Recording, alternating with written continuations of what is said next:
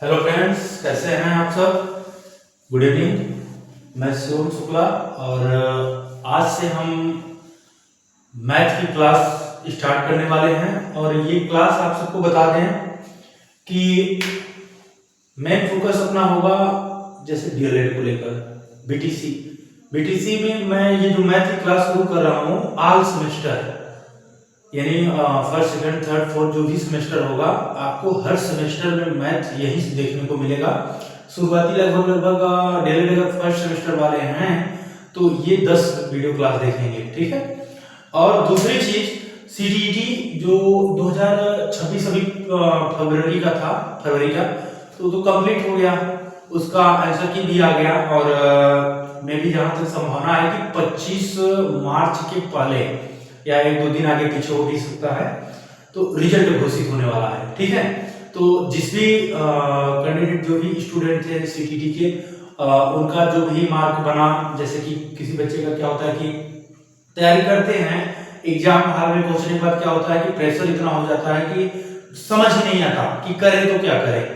Paper पढ़ने में 100 page के जो है आपके क्वेश्चन पेपर होते हैं और उसको पढ़ने में ही 2.5 घंटे चले जाते हैं। जिस बच्चे का फर्स्ट अटेम्प्ट होता है वो समझ नहीं पाता है कि हम क्या करें, इसमें कैसे पढ़ें, क्वेश्चन पढ़ेंगे। इतना सीबीएसई बोर्ड जो है, सीबीएसई ऐसा क्रिएट करता है मैटर कि आप आधे तक पहुंचेंगे तो ऐसा लगेगा यार तो पूरा समय फिर शुरू से पढ़ना पड़ेगा, उड़ जाता है। आधा पढ़ेंगे फिर योगा शुरू से पढ़े, तो ऐसा मैटर बनता है, ठीक है। सीटीटी में हम भी दे दिए हैं एग्जाम, हम जान रहे हैं। तो फर्स्ट अटेम्प्ट में बहुत जो बच्चा 2-3 महीने लगभग पढ़ा होगा वही निकाल सकता है। अगर अदरवाइज अगर बच्चा सोचे कि नहीं चलिए हम 15 दिन में पास कर जाएंगे तो मुमकिन नहीं है। 15 दिन में कोई सीटीटी पास नहीं कर पाएगा, क्योंकि लेवल उसका भी अच्छा खासा बना रहे हैं। जो पेडागोजी है वो भी अच्छा खासा आ रहा है, नॉर्मल नहीं आते हैं क्वेश्चन, ठीक है। और पेपर फर्स्ट की बात करूं तो पेपर फर्स्ट जो है कि ठीक ही है, अच्छा ही है। एनसीईआरटी बुक के आधार पे ही क्वेश्चन होता है और मैथ तो बहुत आसान होता है। सीटीटी का मैथ बहुत आसान होता है। हाँ, समस्या क्या होती है, कंटेंट में आपको दिक्कत नहीं होगा। ओनली अगर आप कंटेंट हमसे, आप सीटीटी वाले बच्चों को बोल रहे हैं, अगर आप 10 से 20 क्लास पकड़िए, 20 क्लास अगर आप करते हैं तो 20 क्लास में आप ये मान लीजिए कि कंटेंट में जो 15 नंबर का कंटेंट होगा, आप 10-12 नंबर आसानी से 10-12 नंबर पा जाएंगे। 2-3 क्लास आप देखेंगे हमारी वीडियो क्लास तो आपको खुद ही समझ में आ जाएगा कि सही है या गलत है, ठीक है। तो आपको क्या है कि टेंशन नहीं लेना है। जो हमारे अभी भाई पीछे से आ रहे हैं डीएलएड करते हुए, डीएलएड में एडमिशन ले रहे हैं, मैं उनको बताना चाहता हूं कि आपको मेरी गारंटी है, मैं गारंटी लेता हूं, आप सीटीटी कंटेंट में मैं जो भी पढ़ा रहा हूं, जो भी पढ़ाऊंगा, आप केवल वीडियो अच्छे से एक वीडियो को 2 से 3 बार देखिएगा, ठीक है। या आप जैसे वीडियो देख रहे हैं मेरी, तो आप एक कलम कापी लेकर बैठिए और अच्छे से क्या करिए कि जो भी मैं सवाल कर रहा हूं, जो भी डिफिनेशन कर रहा हूं, आप उसे टिक डाउन करिए और 2 से 3 बार उसको रिवाइज करिए, ठीक है। मैं तो गारंटी मैं लेता हूं यार, आप कंटेंट में 10 से 12 नंबर आप आसानी से कर जाएंगे और पेडागोजी जो है उसमें भी आप अच्छा खासा कर ले जाएंगे, ठीक है। 15 नंबर का ये कंटेंट होगा, 15 नंबर का पेडागोजी शिक्षण होगा। और शिक्षण में आपको क्या करना है, शिक्षण के मैं कुछ मेरे पास नोट्स हैं, जो सीटीटी के बच्चे हैं वो मेरा नंबर नोट करें 8470955150। आप इस पे व्हाट्सएप करिए मुझे, और व्हाट्सएप करिए और नाम लिखिए, एड्रेस लिखिए, ठीक है। और उस पे लिख दीजिएगा नोट्स मैथ पेडागोजी शिक्षण का, तो मैं आपको प्रोवाइड कर दूंगा। आप अच्छे फ्री, इसका कोई कास्ट आपसे नहीं लिया जाएगा, आप केवल पढ़िए यार, मुझे किसी चीज की आवश्यकता नहीं है, ऐसे पैसे की बात नहीं है। आप कंटेंट लीजिए मुझसे, अच्छे से मेहनत करिए, आपका सीटीटी फर्स्ट अटेम्प्ट पे क्लियर हो जाएगा और अच्छे से क्लियर हो जाएगा। पहली चीज आपको बता दें, पहली बात तो रणनीति होनी चाहिए। बच्चे पर रणनीति नहीं, सिलेबस पता नहीं है, मैथ क्या पढ़ना है पता ही नहीं है, पढ़े जा रहे हैं। और सीटीटी बहुत नॉर्मल क्वेश्चन पूछता है पेपर फर्स्ट में, ठीक है। पढ़ जाएंगे बड़े चीज और वो आएगा नहीं, एकदम छोटे क्वेश्चन पूछ कर बजा देगा, वो आपको समझ में नहीं आएगा वहां, ठीक है। तो छोटे पॉइंट को हम क्लियर करते हुए चलना है। और मेन चीज और देखिए, यहाँ पे तो सीटीटी की बात हो गई हमारी और डीएलएड की बात हो गई। दूसरी चीज जो बच्चे क्लास 5th में हैं, क्लास 6th में हैं, 7th में हैं, 8th में, ठीक है, और 9th 10th वालों को भी मैं सजेस्ट करूंगा, क्योंकि जिसकी बेसिक अगर कमजोर है तो 10 तक मैथ नहीं पढ़ सकता और कैलकुलेशन ही नहीं कर पाएगा, नहीं तो फिजिक्स में कर पाएगा। तो इसलिए मैं कहना चाहूंगा कि आप सब क्लास 5 में जो बच्चा है, 6 में जो है, 7th में जो है, 8th में जो है, 9th 10th में भी जो है, अगर आप आधे घंटे 20 मिनट पर डे टाइम निकाल रहे हैं तो आप जरूर वीडियो को देखिए, आपकी जड़ मजबूत हो जाएगी मैथ के लिए, ठीक है। जो अंदर डर बैठा है वो डर बाहर चला जाएगा, गारंटी मैं ले रहा हूं। जो बच्चा अभी तक मैथ में कुछ नहीं जानता है, आप 1 से लेकर 100 तक गिनती जानते हो कि नहीं, ये बताओ मुझे।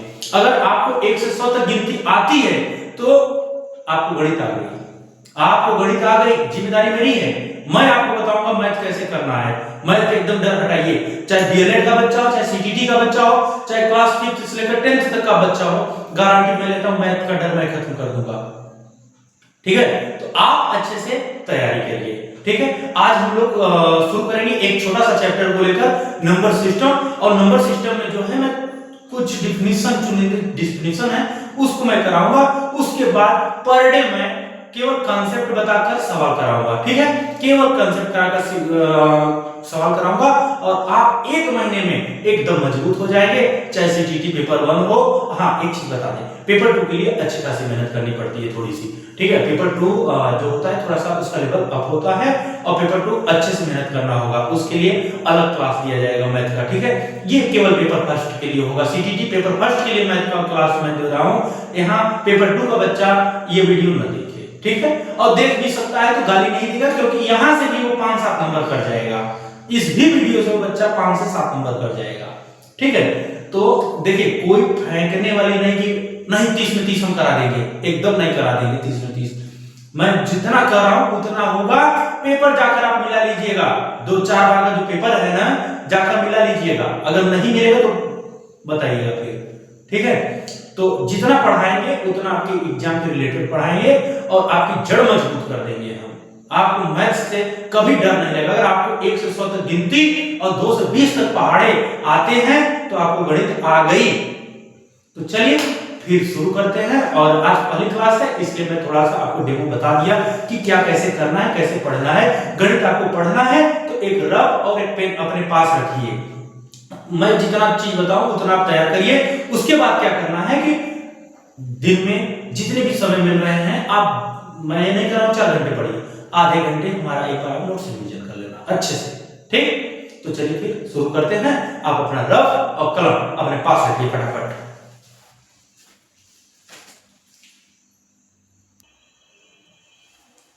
तो चलिए आप लोग एक कलम और पेन अपने पास रखिए और हम लोग अच्छे से यहीं से शुरू करते हैं। और आज का हमारा टॉपिक है नंबर सिस्टम। आज का हमारा टॉपिक कौन सा है? नंबर सिस्टम, और इसे हिंदी में कहते हैं संख्या पद्धति। इसे हिंदी में क्या कहते हैं? संख्या पद्धति, ठीक है। मैं इस शिक्षण के लिए आप शिक्षण के लिए यहाँ मैं लिख देता हूँ, शिक्षण के लिए आप 8470955150 आप यहाँ से संपर्क कर सकते हैं। आपको शिक्षण का नोट्स फ्री ऑफ कॉस्ट हम यहाँ पे प्रोवाइड कर देंगे 8470955150, ठीक है। ये नंबर आप लोग नोट कर लीजिए। चलिए आप आगे देखते हैं। नंबर सिस्टम जो हमारी संख्या पद्धति है, ये टॉपिक है और सीटेट में इसमें से बहुत ज्यादा इसका रोल है, ठीक है। तो हम लोग अच्छे से शुरू करते हैं। अर्थमेटिक हमारा यही शुरू होगा और अच्छे से देखते हैं। सबसे पहला हमारा आता है नेचुरल नंबर। नेचुरल नंबर का मतलब होता है काउंटिंग नंबर, प्राकृतिक संख्या। इसे हिंदी में क्या कहते हैं? प्राकृतिक संख्या। तो प्राकृतिक संख्या होती क्या है दोस्त, समझिए। गिनती में प्रयोग होने वाली संख्याएं, गिनती में प्रयोग होने वाली संख्याएं प्राकृतिक संख्या कहलाती हैं। गिनती में प्रयोग होने वाली संख्याएं प्राकृतिक संख्या कहलाती हैं, नेचुरल नंबर कहलाती हैं। Counting number is called natural number. Counting number is called natural number. अच्छा, एक चीज ध्यान दीजिएगा, गिनती में अगर जैसे हमारे पास 20 साइकिल है तो हम गिनेंगे ना 1 2 3 4। हमारे क्लास में 50 विद्यार्थी हैं तो हम गिनेंगे ना 1 2 3 4 5। तो ये जो गिनती वाली हम संख्या कर रहे हैं, यही गिनती वाली संख्या हमारी क्या कहलाती है? नेचुरल नंबर कहलाती है, प्राकृतिक संख्या कहलाती है। तो गिनती में प्रयोग होने वाली संख्याएं प्राकृतिक संख्या कहलाती हैं और इसकी अंग्रेजी नेचुरल नंबर है। इसलिए इसे हम इंग्लिश के अल्फाबेटिकल नंबर जो कैपिटल एन है, हम इसी से इसे डिनोट करते हैं, ठीक है। कैपिटल एन से हम किसे डिनोट करेंगे, नेचुरल नंबर को, प्राकृतिक संख्या को। तो n बराबर 1 2 3 4 5 6, ठीक है। डेट इनफाइनाइट, अनंत तक चलेगा, ठीक है। तो काउंटिंग नंबर अनंत तक होता है। 100 बच्चे हैं, 150 बच्चे हैं, 5000 बच्चे हैं, 10000 बच्चे हैं, ठीक है। तो ये इनफाइनाइट है, तो ये काउंटिंग नंबर हो गया। तो प्राकृतिक संख्या समझ में आया। गिनती वाली संख्या को हम प्राकृतिक संख्या करते हैं, गिनती वाली संख्या को हम नेचुरल नंबर करते हैं। समझ में आ गया। 1 से लेकर अनंत तक चलेगा, ठीक है। तो अगली डिफिनेशन हम लोग देखेंगे, होल नंबर। पहला हो गया। दूसरा डिफिनेशन देखेंगे होल नंबर। होल नंबर मतलब पूर्ण संख्या, होल नंबर मतलब पूर्ण संख्या। ध्यान दीजिएगा, जो प्राकृतिक संख्या है, जो नेचुरल नंबर है, नेचुरल नंबर 1 से स्टार्ट हो रहा है, अनंत तक जा रहा है। लेकिन जो होल नंबर होगा, अगर हम केवल प्राकृतिक संख्या में, नेचुरल नंबर में हम जीरो को ऐड कर दें तो हमारी पूर्ण संख्या बन जाती है। ध्यान दीजिएगा, प्राकृतिक संख्या में जीरो को ऐड करने पर प्राप्त संख्या पूर्ण संख्या कहलाती है।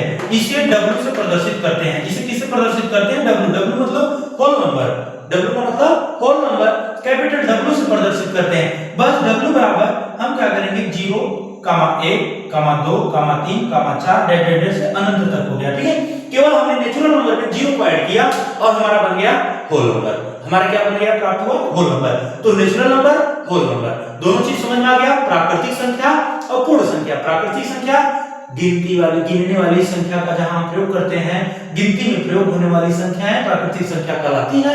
और होल नंबर क्या है, प्राकृतिक संख्या में जब हम जीरो को ऐड कर देते हैं तो हमारी पूर्ण संख्या बन जाती है। कोई समस्या नहीं होनी चाहिए। अगर दिक्कत हो रहा होगा तो कमेंट करना। अभी तो ये सब डिफिनीशन है, इसे आप डिफिनीशन को लिखिए, 1 से 2 बार आप लोग पढ़ लेना, अच्छे से तैयार हो जाएगा, ठीक है। आपको संख्या दे देगा और पूछ देगा कि होल नंबर है, तो होल नंबर कैसे होगा, दे देगा 2 4 0, ठीक है। होल नंबर कौन सा होगा, तो भैया होल नंबर आपका 0 आएगा, ठीक है। पूर्ण संख्या 0, ठीक है। अब 1 2 ये जो है ये काउंटिंग नंबर है, ठीक है। तो चलिए यहां पर इधर आप लोग फट से उतारिए, उसके बाद आगे चलते हैं।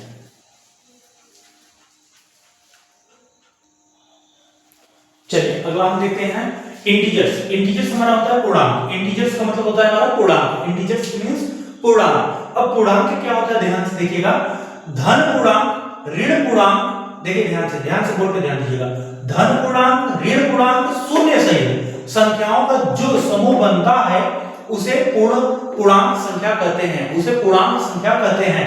देखिए यहां पर ध्यान दीजिएगा, दिखाई देता होगा, ये देखिए बीच में 0 है, इस साइड देखिए पॉजिटिव, इस साइड देखिएगा पॉजिटिव नंबर है आपके पास, और इस साइड देखिएगा आपके पास निगेटिव नंबर हो गया, ठीक है, निगेटिव नंबर, ओके। ये बीच में 0 है और इस साइड आपके पॉजिटिव नंबर और इस साइड आपके निगेटिव नंबर। देखिए ये पूर्णांक संख्या है, ये शून्य है बीच में, इस साइड आपका धन पूर्णांक, इस साइड ऋण पूर्णांक।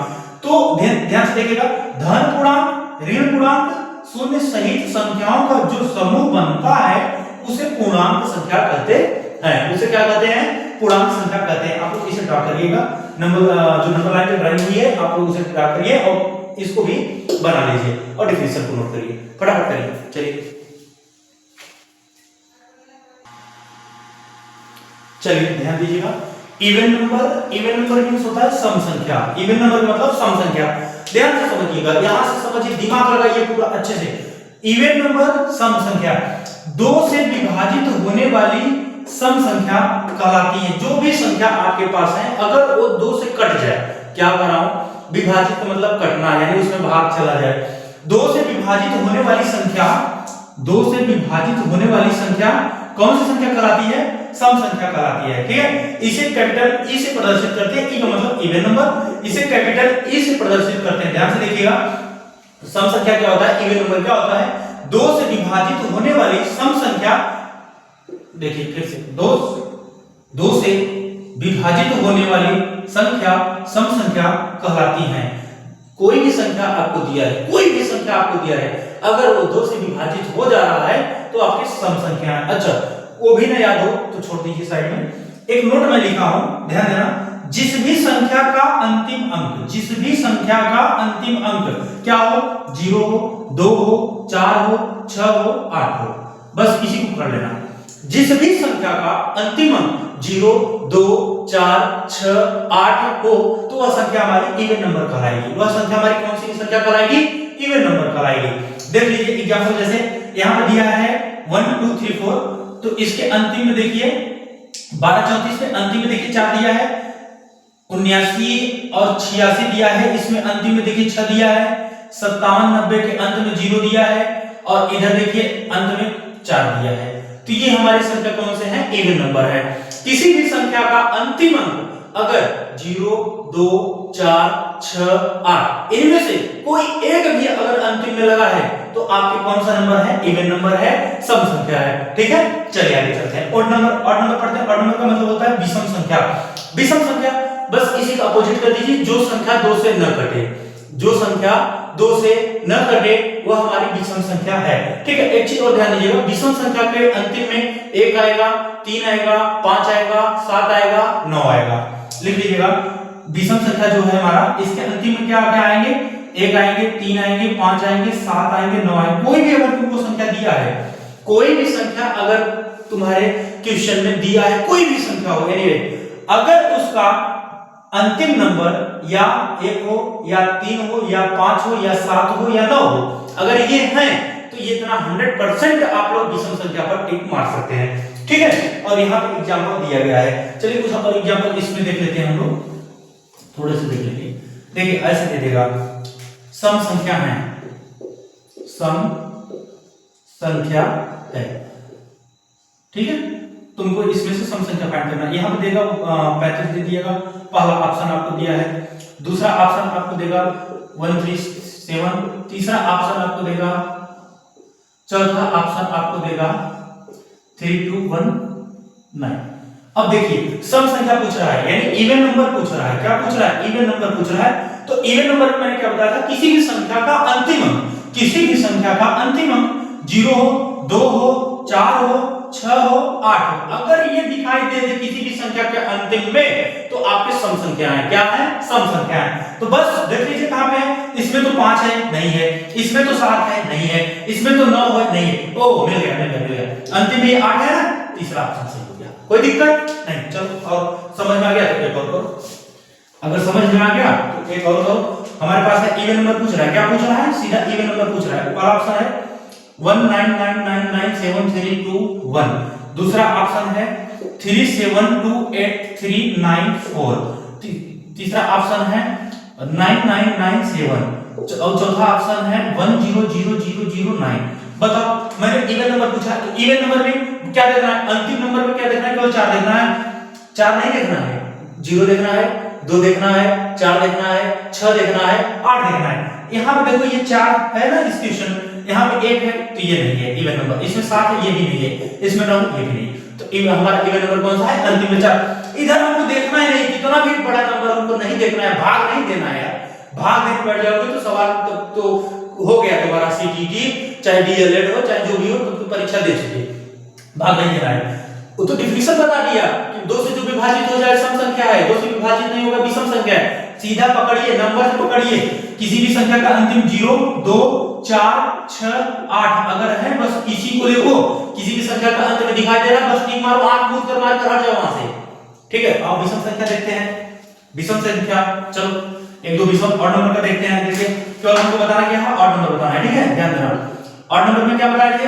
संख्या क्या होगा? 1 होगा, 3 होगा, 5 होगा, 7 होगा, 9 होगा। बस इसी को देखना है। किसी भी संख्या के अंतिम में अगर 1 है, 3 है, 5 है, 7 है, 9 है, तो बस टिक मार देना, आंख मूंद कर। चलो देखते हैं। 73210 पहला ऑप्शन, दूसरा ऑप्शन 32144210, तीसरा ऑप्शन आ गया 177799, चौथा ऑप्शन आ गया 3242।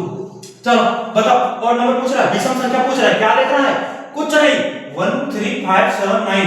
किसी भी संख्या के अंत में 13579 आ जाए, आंख मूंद कर टिक मार दो, और नंबर होगा। ये सर 0 आ गया, नहीं है, ये तो इवन नंबर हो गया। 0 है, इवन नंबर हो गया। 2 है, इवन नंबर हो गया। मिल गया, मिल गया, मिल गया। 9 है, मार टिक, आंख मूंद कर मार दो, और नंबर है। कोई दिक्कत, कोई समस्या नहीं है। ठीक है, तो ये आप सबको आगे अच्छे से समझ में आ गया। और चलिए अब इसे डिलीट करते हैं और अगला टॉपिक देखते हैं क्या होगा। अब हम लोग पढ़ेंगे प्राइम नंबर। क्या पढ़ेंगे? Prime number. ध्यान दीजिएगा, प्राइम नंबर, प्राइम नंबर, इसे अभाज्य संख्या, इसे अभाज्य संख्या कहते हैं। ठीक है, अब चलिए प्राइम नंबर समझ लेते हैं क्या होता है। ध्यान दीजिएगा, पहले समझिए उसके बाद हम डिफिनेशन को नोट करते हैं। प्राइम नंबर का मतलब ये होता है जिसके केवल ओनली वन टू फैक्टर हो। ओनली वन कितने फैक्टर हो? टू फैक्टर हो। प्राइम नंबर को ऐसे समझिए, केवल आपके दो फ्रेंड, केवल आपके दो फ्रेंड, मैं और एक, स्वयं और वही नंबर एक, जो एक से और स्वयं से विभाजित हो जाए, प्राइम नंबर कहलाता है। ठीक है, तो यहां पे लिख लेते हैं डिफिनेशन, जिसके केवल दो गुणनखंड, जिसके केवल दो गुणनखंड होते हैं, जिसके केवल दो गुणनखंड होते हैं, उसे अभाज्य संख्या, अभाज्य संख्या कहते हैं। जिसके केवल दो गुणनखंड होते हैं उसे अभाज्य संख्या कहते हैं, उसे अभाज्य संख्या कहते हैं, प्राइम नंबर कहते हैं। ठीक है, ध्यान दीजिएगा, जिसके केवल दो गुणनखंड हो वो क्या कहलाएगा? अभाज्य संख्या कहलाएगा।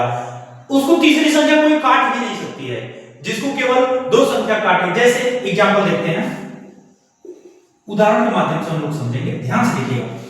हमारे पास दो है, ठीक है, पहले कुछ नंबर लिखते हैं, एक हो गया। अच्छा, एक चीज और ध्यान देना, एक नंबर है, स्वयं है, एक संख्या भी है, स्वयं भी है, खुद भी है। तो एक चीज नोट करके यहां लिख लो, नोट करके पहले लिख लो, उसके बाद प्राइम नंबर लिखते हैं। एक न तो भाज्य है और न ही अभाज्य है। फिर से एक बार समझ लीजिएगा, बहुत इंपॉर्टेंट पॉइंट है, देख लीजिएगा, डीएलएड वाले देख लीजिए, सीटीटी वाले देख लीजिएगा, ये बहुत इंपॉर्टेंट चीज है मैं जो यहां पे लिख दिया हूं। एक न तो भाज्य है न ही अभाज्य है। ठीक है, नोट किए? चलिए अब देखते हैं हम। देखिए, एक का तो बात ही खत्म हो गया, 2 3 4 5 6 लेटर चलेगा। अब देखिए जो दो है, दो के या तो दो एक से कटेगा और या तो दो से कटेगा। बस समझिए, या तो दो एक से कटेगा या तो दो से कटेगा। तीसरा कोई संख्या तो आप लोग बताइए, 500 रुपए उसको लेकर जाइए इनाम। अगर दो को कोई और संख्या काट दे तो आप उसे पैसा ले जाइए। आइए, तो ध्यान दीजिएगा, ये जो दो है, दो अभाज्य संख्या है। दो क्या है? अभाज्य संख्या है। सेम 3 या तो एक से कटेगा या 3 से कटेगा। दूसरी कोई भी संख्या नहीं है ऐसी, कौन संख्या, ऐसा प्राकृतिक संख्या कि इसको काट दे 3 को। मेरी बात समझ पाए? ये जो 4 है, 4 के 3 दोस्त हो जाते हैं, या तो एक से कटेगा 4, या तो 2 से कटेगा 4, या तो 4 से कटेगा।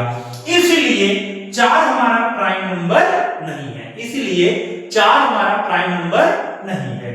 5 हमारा प्राइम नंबर है, 1 से कटेगा या तो 5 से कटेगा। तो आशा करते हैं कि आपको ये चीजें क्लियर हो चुकी हैं। ठीक है, तो जिसके केवल 2 फैक्टर होंगे वो प्राइम नंबर कहलाएगा, अभाज्य संख्या कहलाएगा। तो चलिए इसके डिफिनेशन तुम लिख लो अच्छे से भैया, अच्छे से लिख लो। जिसके केवल 2 गुणनखंड होते हैं उसे अभाज्य संख्या कहते हैं। मैंने नोट लिखवा दिया, एक न तो भाज्य है और न ही अभाज्य है। 2 प्राइम नंबर है, 2 केवल 1 से कटेगा और 2 से कटेगा। 3 प्राइम नंबर है, 1 से कटेगा 3 से कटेगा। 4 1 से भी कटेगा, 2 से भी कटेगा, 4 से भी कटेगा। इसलिए 4 हमारा प्राइम नंबर नहीं है, 4 हमारा कंपोजिट नंबर होगा, भाज्य संख्या होगा। तो चलिए आगे चलते हैं और ध्यान दीजिएगा, अब इसमें हम कुछ बातें लिखेंगे और नोट करके लिखिएगा। सारी बातें एग्जाम के रिलेटेड होंगे और ये आए हुए क्वेश्चन में है, ध्यान दीजिएगा, नोट करके लिखिएगा प्राइम नंबर में। चलिए नंबर 1, नोट में नंबर 1 लिखिएगा, 1 से 100 तक कुल अभाज्य संख्या। डायरेक्ट पूछ लेता है एग्जाम में, डायरेक्ट पूछ लेगा 1 से 100 तक कितने अभाज्य संख्या है, तो आपको पता होना चाहिए। आप सीधे सीधे 1 से 2 बार देखेंगे, अब कहेंगे भैया इसे याद करना होगा, तो याद नहीं करना है। 1 से 2 बार कॉपी को पलटिएगा, पन्ना को पलटिएगा, ध्यान से देखिएगा, ऑटोमेटिक याद हो जाएगा। 1 से 100 तक कुल अभाज्य संख्या, 1 से 100 तक कुल अभाज्य संख्या 25 है। कितने हैं? 25। दूसरा 51 से 1 से 50 तक कुल अभाज्य संख्या कितने हैं? 15 है। ध्यान दीजिएगा, 1 से 100 तक कुल अभाज्य संख्या 25 है, 25 है। 1 से 50 तक कुल अभाज्य संख्या 15 है। तीसरा नोट लिखिएगा, 51 से 100 तक कुल अभाज्य संख्या ये तो सबको पता होगा। अब भैया 25 में से 15 गए तो 10 तो बचा 10 है। तो मेरी बात एक बार फिर से सुनिए, आप लोग अच्छे से समझिए। 1 से 100 तक कुल अभाज्य संख्या 25 है। 1 से 50 तक कुल अभाज्य संख्या 15 है। 51 से 100 तक कुल अभाज्य संख्या 10 है। अब पूछेगा अगला, पहला नोट में इतना सारी चीजें होगी, इसी में चलो अच्छे लिखते हैं, 4 नंबर पे करके लिखते हैं। दो सबसे छोटी अभाज्य संख्या है। 2 सबसे छोटी अभाज्य संख्या है। 2 सबसे छोटी अभाज्य संख्या है। अगला लिखते हैं नंबर 2 सम अभाज्य संख्या है। 2 सम अभाज्य संख्या है। ध्यान दीजिएगा, 1 से 100 तक कुल अभाज्य संख्या कितने होते हैं? 25 होते हैं। 1 से 50 तक कुल अभाज्य संख्या कितनी होती है? प्राइम नंबर 15 होते हैं। 51 से 100 तक कुल अभाज्य संख्या कितने होते हैं? 10 होते हैं। 2 सबसे छोटी अभाज्य संख्या होती है। जो 2 है ना, 2 नंबर 1 2 2 2 जो है, ये सबसे छोटी अभाज्य संख्या। पूछिएगा सबसे छोटी अभाज्य संख्या कौन सी है? तो सबसे छोटी अभाज्य संख्या 2 है। 2 सम अभाज्य संख्या है। देखिए, सम में है और अभाज्य भी है, ठीक है। तो उसे पूछेगा कि भैया बताओ, क्या सभी अभाज्य संख्याएं विषम होती हैं? ऐसे क्वेश्चन पूछता है, सभी अभाज्य संख्याएं विषम होती है? तो नहीं, आपको आंसर देना असत्य है, गलत है। सभी अभाज्य संख्याएं विषम नहीं होती है। बिकॉज़ क्योंकि 2 केवल एक ऐसा संख्या है जो अभाज्य है बट लेकिन सम संख्या है। तो 2 सम अभाज्य संख्या है। तो यहां तक अच्छे से क्लियर कर लो, यहां तक एकदम अच्छे से क्लियर कर लो। किसी भी बच्चे को अगर समस्या होती है तो बताएं और तुरंत कॉपी में से नोट करिए, ठीक है।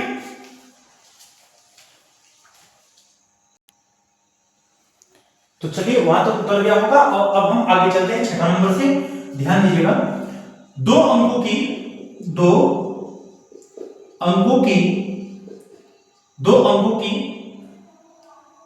सबसे छोटी अभाज्य संख्या 2 अंकों की सबसे छोटी अभाज्य संख्या 11 है। क्या है? 11। क्या है? 11 है। ध्यान से देखिएगा, 2 अंकों की सबसे छोटी अभाज्य संख्या 11 होती है। 7वां नंबर नोट देखते हैं, 2 अंकों की बड़ी अभाज्य संख्या 2 अंकों की बड़ी अभाज्य संख्या कितनी होती है सर? 97 होती है। कितनी होती है? 97। 2 अंकों की बड़ी अभाज्य संख्या 97 होती है। अगला देखते हैं 8वां नंबर, 3 अंकों की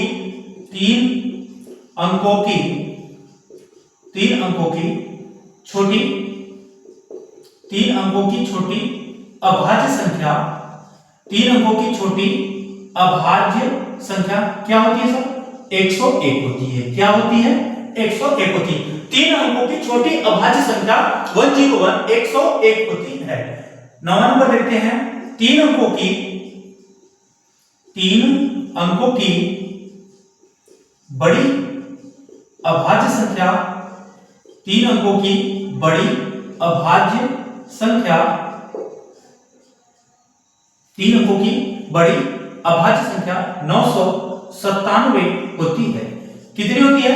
997 होती है। एक और लिख लीजिएगा, अभाज्य संख्या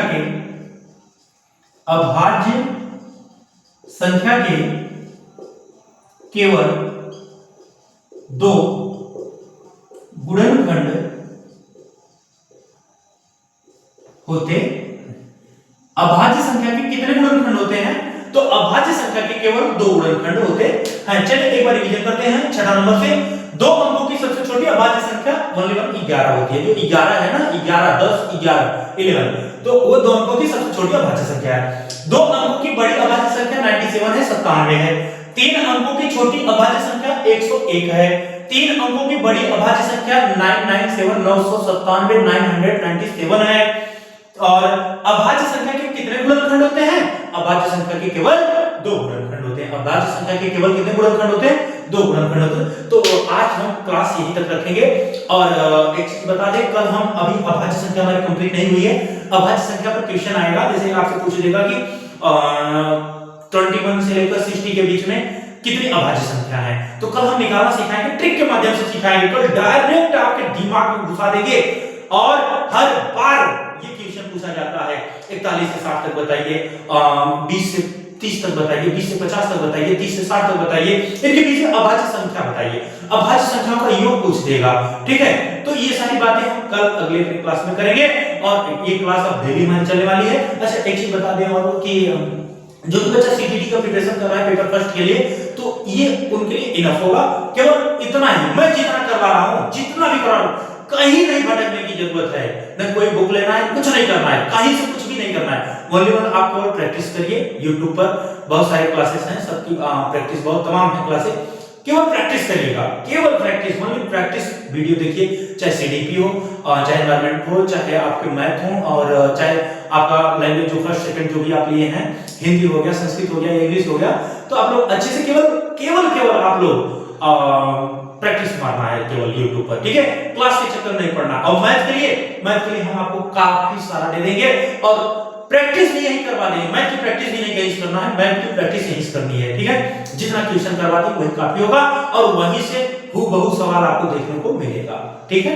तो आप लोग अच्छे से तैयारी करिए। जो हमारे छोटे भाई बहन हैं क्लास 5 से लेकर 10 तक, मैं उनसे भी निवेदन करूंगा कि आप लोग जरूर डेली का डेली वीडियो देखिए और एक कॉपी बनाइए। यहाँ पे जो बच्चे हमारे यहाँ कोचिंग करते हैं, कोचिंग में जो पढ़ते हैं, ऑफलाइन क्लासेस में जुड़े हुए हैं बच्चे जो भी, वो फेयर नहीं बनाएंगे कुछ भी।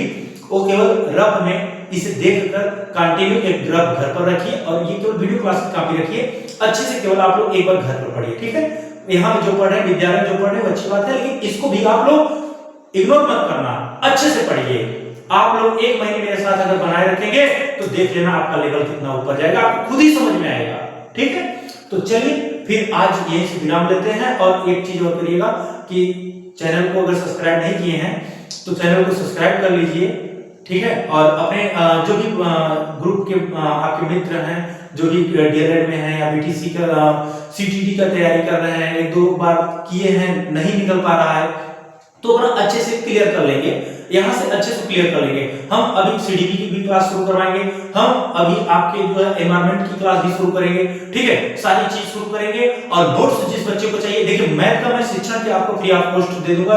और अगर सीटीएट की, सीटीटी की, पेपर फर्स्ट की गारंटी के साथ कर रहे हैं यार, अब कैसे विश्वास दिलाएं।